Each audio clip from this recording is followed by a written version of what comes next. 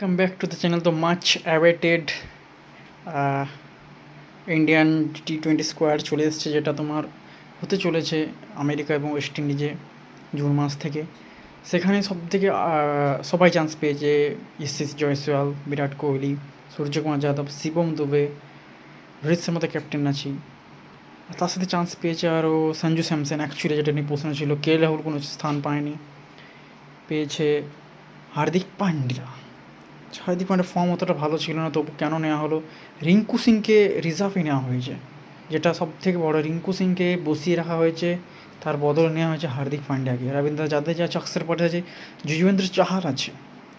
যুজবেন্দ্র চাহাল মানে দারুণ বল করে ভাই। কুলদীপ যাদব থাকছে, আবেশ খান, খালিল আহমেদ, সোম্মান গিল আর রিঙ্কু সিং, এই চারজনকে রাখা হয়েছে রিজার্ভে। বাট আমার মনে হয় হার্দিক পান্ডিয়ার জায়গায় রিঙ্কু সিংকে অ্যাকচুয়ালি ডিজার্ভিং ছিল।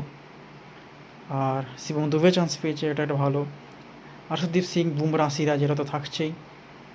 তো এটাই নিউজ যে ইন্ডিয়ান স্কোয়াড পুরো দিয়ে দিয়েছে। বাট এটা সত্যি মানে একটা ঘটনা যে আমার মনে হয় রিঙ্কু সিংকে হার্দিক পান্ডিয়ার জায়গায় নেওয়া উচিত ছিল, হার্দিক পান্ডিয়াকে রিজার্ভে রাখতে হতো।